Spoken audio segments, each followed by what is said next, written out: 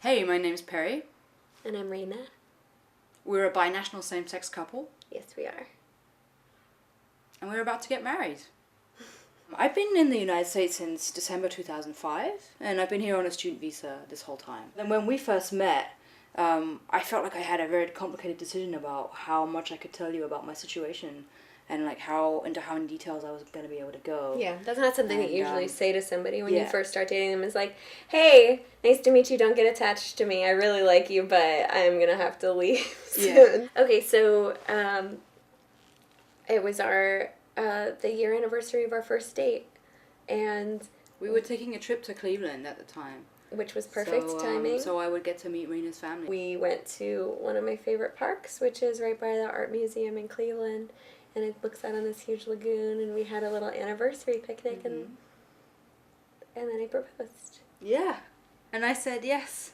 And cried. And I cried. So now that we're sort of here, and the court decision around DOMA, that DOMA has been struck down, and it's no longer legal to discriminate against same-sex couples for federal benefits or for immigration reasons. Now I think is also like kind of, that's a great victory. It's a huge victory and a complete relief. But for us also definitely the work is sort of, just beginning. And because we couldn't let ourselves plan for this. Right, exactly. We couldn't let ourselves plan for this because it was just, we didn't have enough. It was too sad to think like, let's plan a wedding, let's plan a spousal visa filing, let's secure a lawyer just in case, like, we can't afford to do that. We couldn't afford to do that. And so we were just waiting for this decision, and the day that DOMA was repealed, we just suddenly were we were so relieved, but also just completely like in shock. For us, I think the pathway is clear, but there are very many practical obstacles.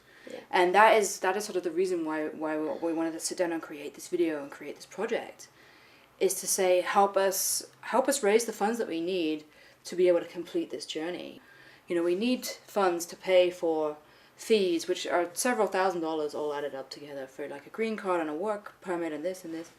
But also, like, we need to be able to pay for a lawyer that we can complete this process, like, in a way that it's actually going to work out okay. And being in this perfect place and time, I think, is part of the reason why we're trying to raise maybe more funds, if that's an option for us, is so that we can put back into this system. That there are a lot of couples like us out there who don't have a model of what this process looks like, who don't have a centralized resource list, or even just examples and community around this, because there haven't been a lot of same-sex binational couples filing for green cards. We're in this first flock, and so we gotta kind of try and do it right and help other folks, give them a hand up, because let's assume there's going to be a lot more gay people falling in love and filing for spousal immigration status.